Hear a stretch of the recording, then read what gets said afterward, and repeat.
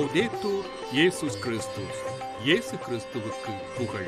தமிழ் கூறும் நல்லுலகில் வாழும் அனைத்து அன்புள்ளங்களுக்கும் வத்திக்கான் வானொலியின் வணக்கம். இறைவன் உங்கள் உள்ளத்தையும் இல்லத்தையும் தன் அன்பாலும் அருளாலும் அமைதியாலும் இன்றும் என்றும் நிரப்புவாராக.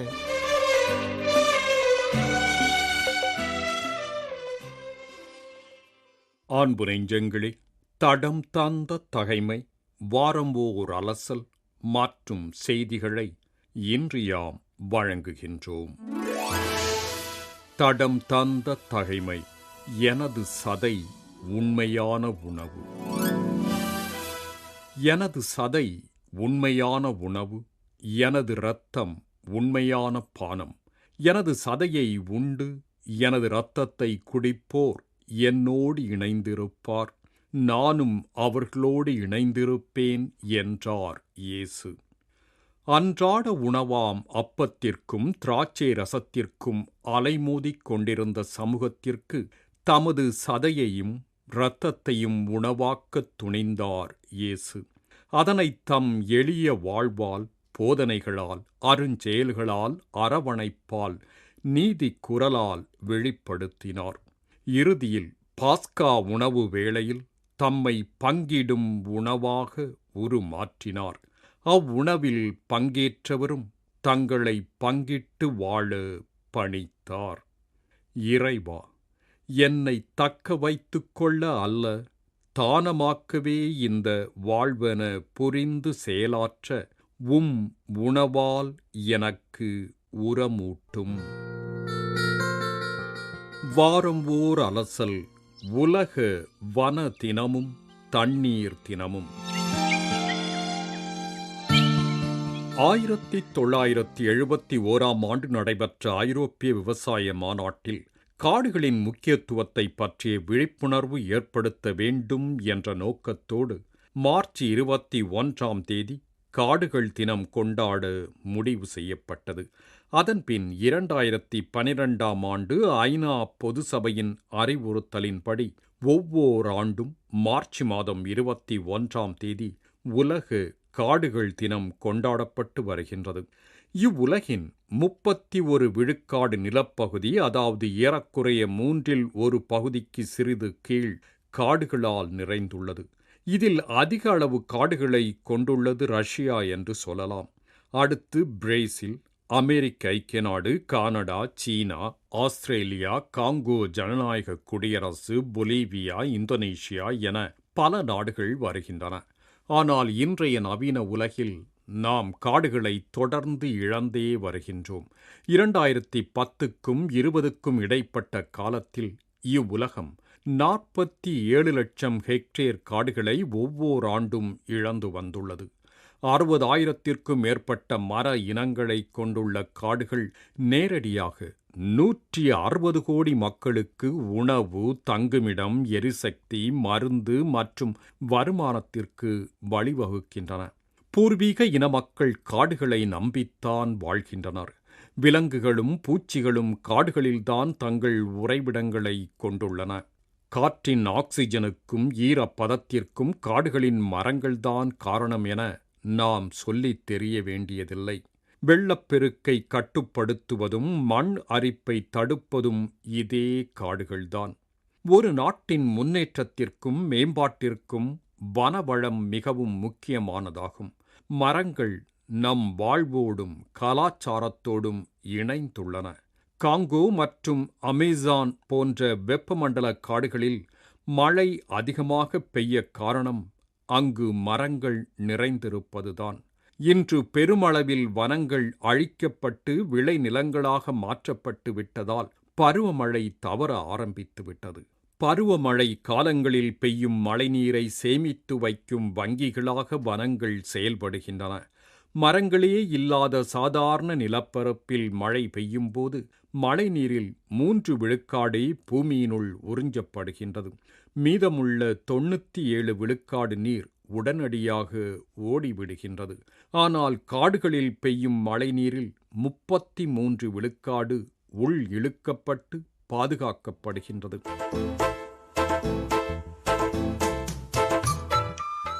உலகில் இன்றைய புவி வெப்ப உயர்வுக்கு காரணம் வனங்கள் பெரும்பான்மையாக அழிக்கப்பட்டதுதான். அதிலும் இந்தியாவில் அழிக்கப்பட்ட வன பரப்புகள் ஏராளம். காடுகள் அழிவதில்லை, அழிக்கப்படுகின்றன. எங்கெல்லாம் காடுகளுக்கு எதிராக மனிதர்கள் செயல்படுகின்றார்களோ அங்கெல்லாம் நமது குறைந்தபட்ச எதிர்ப்பை பதிவு செய்ய வேண்டும். இது நாம் காடுகளுக்காக மட்டும் செய்வதில்லை, நமக்காகவே செய்து கொள்வதும் தான். காடுகள் மூலிகைகளின் புதையலாகும். சித்த மருத்துவத்தில் பயன்படும் அனைத்து மூலிகைகளையும் தருவது காடுகளே. இன்றைய உலகில் மரங்களை அழித்ததனால் போதிய மழை பெய்யாமல் குடிதண்ணீர் விலை கொடுத்து வாங்க வேண்டிய சூழலில் நாம் இருக்கின்றோம். இதுவே தொடர்ச்சியாக நடந்து கொண்டிருந்தால் பின்னாளில் வரும் நமது சந்ததிகள் குடிநீர் மட்டுமல்ல, சுவாசிக்கும் காற்றையும் விலை கொடுத்துதான் வாங்க வேண்டும். இவைகளை தவிர்க்க வேண்டுமானால் வனங்களை நாம் காத்துத்தான் ஆக வேண்டும். வீட்டிற்கு ஒரு மரம் நடுவோம். காடுகளை பாதுகாக்கும் பொறுப்பு நாம் யாவருக்கும் உண்டு. ஒரு மரத்தை வெட்டினால் 2 மரங்களை நடு என்று இன்று எல்லா இடங்களிலும் பிரச்சாரம் செய்யப்படுகின்றது. இதை நாமும் செயல்படுத்த வேண்டும். நமது வருங்கால சந்ததியினருக்கு ஆரோக்கியமான காற்றையும் பரிசளிப்போம். நமது வாழ்க்கைக்கு தேவையான நல்ல காற்றையும் மழையையும் உணவையும் தந்து மனிதர்களை வாழ வைக்கும் காடுகளை பாதுகாத்து அதற்கு நன்றி செலுத்தும் கடமை நமக்கு உள்ளது.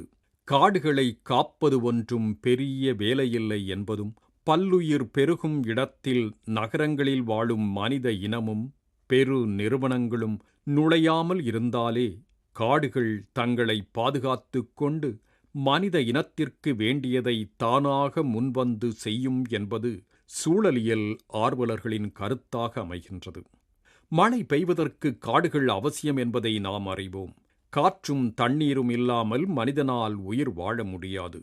காற்றில்லாமல் 3 நிமிடங்களும் தண்ணீர் இல்லாமல் 3 நாட்களும் தான் ஒரு மனிதனால் உயிர் வாழ முடியும்.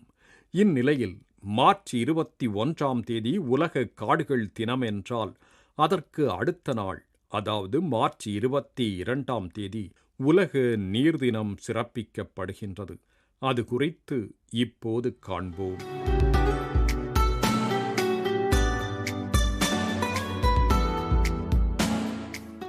நீரின்றி அமையாது உலகு என்றார் திருவள்ளுவர். இந்த உலகில் உள்ள எந்த உயிரினமும் நீர் இல்லாமல் வாழ முடியாது. கடந்த 1992ஆம் ஆண்டு ரியோ தி ஜெனிரோவில் நடைபெற்ற சுற்றுச்சூழல் மற்றும் மேம்பாடு குறித்த ஐநா பொதுசபையின் மாநாட்டில் உலக தண்ணீர் தினம் கொண்டாட முடிவு செய்யப்பட்டது. அதன் அடிப்படையில் ஐக்கிய நாடுகளின் பொதுசபை ஒவ்வொரு ஆண்டும் மார்ச் 22 அன்று தண்ணீர் தினம் என்ற தீர்மானத்தை ஏற்றுக்கொண்டது. 1993 முதல் உலக தண்ணீர் தினம் கடைபிடிக்கப்பட்டு வருகின்றது. உலக வரலாற்றில் பல ஆயிரக்கணக்கானோர் அன்பின்றி வாழ்ந்து சென்றிருக்கலாம். ஆனால் ஒருவர் கூட நீரின்றி வாழ்ந்ததாக வரலாறு இல்லை. இன்றைய உலகில் 70 கோடியே 30 லட்சம் மக்கள், அதாவது மொத்த மக்களுள் 11 பேருக்கு ஒருவர் சுத்த குடிநீருக்கு வாய்ப்பின்றி உள்ளனர்.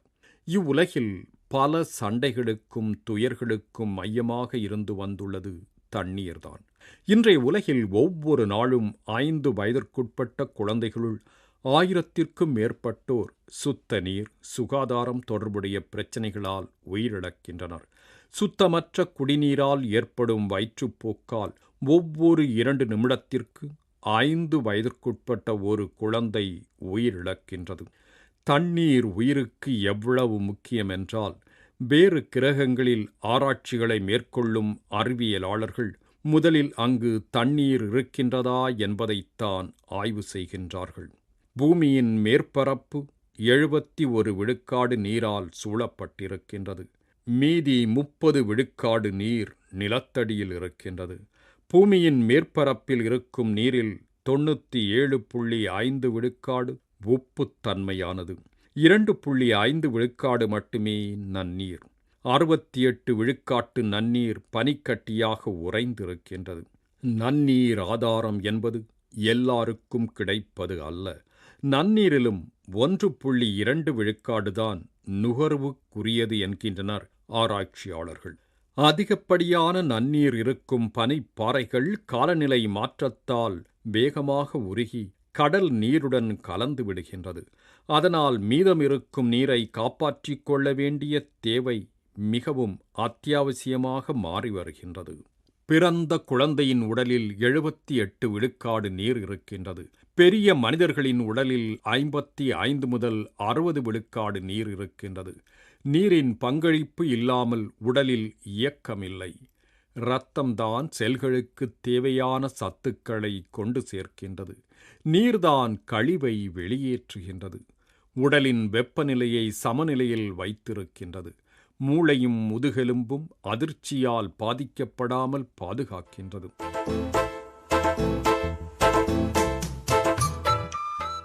உலகில் 40 விழுக்காட்டு மக்கள் சுகாதாரமான தண்ணீர் கிடைக்காமல் பாதிக்கப்பட்டுள்ளனர் என்று புள்ளிவிவரங்கள் கூறுகின்றன. குடிநீர் மாசுபடுவதாலும் வறட்சியாலும் வரும் காலங்களில் பல கோடி மக்கள் பாதிக்கப்படுவார்கள் என்றும் நீருக்காக போர்கள் மூளும் அபாயம் உள்ளதாகவும் விஞ்ஞானிகள் எச்சரித்து வருகின்றனர். 163 மில்லியன் இந்தியர்களுக்கு சுத்தமான குடிநீர் இல்லை. 20 விழுக்காட்டு நோய்கள் பாதுகாப்பற்ற குடிநீருடன் தொடர்புடையவை. தமிழ்நாட்டில் இருக்கும் பெரும் பாலான ஆறுகள் இன்று வறண்ட நிலையிலும் கழிவுநீர் கலக்கப்பட்டு கொலை செய்யப்பட்டும் கிடக்கின்றன. இதற்கெல்லாம் கோடிகள் ஒதுக்கப்படுகின்றன. ஆனால் திட்டம் முழுமையாக நடந்து வளமடைந்ததா என்பது கேள்விக்குறிதான். கிராமப்புறங்களில் வாழும் இந்தியர்களில் 6.3 கோடி பேருக்கு சுத்தமான நீர் என்பது எட்டா கனியாகத்தான் இருக்கின்றது என்று வாட்டர் எய்ட் அறிக்கை கூறுகின்றது. ஆசியாவில் 15.5 கோடி குழந்தைகள் தண்ணீர் பற்றாக்குறையால் வறட்சியான பகுதிகளில் வசிக்கின்றார்கள். நாட்டில் 6.85 கோடி மக்கள் போதுமான தண்ணீர் வசதியில்லாத காரணத்தால் வசிப்பிடங்களிலிருந்து இடம்பெயர்ந்துள்ளனர். இவையெல்லாம் நிதர்சனமான உண்மை. நம் கடமை இங்கு என்ன என்பதை கொஞ்சம் நின்று அமர்ந்து சிந்தித்துப் பார்ப்போமா? வன பாதுகாப்பையும் நீர் பாதுகாப்பையும் நாம் யாருக்காக செய்ய வேண்டும்? நமக்கும் நம் வருங்கால தலைமுறைக்கும் தான்.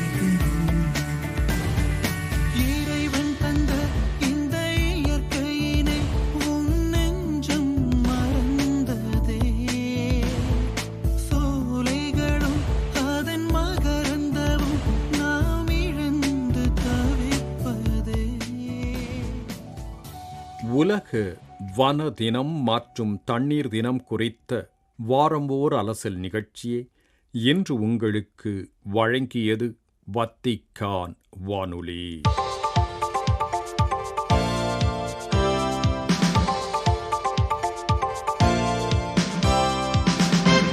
செய்திகள்.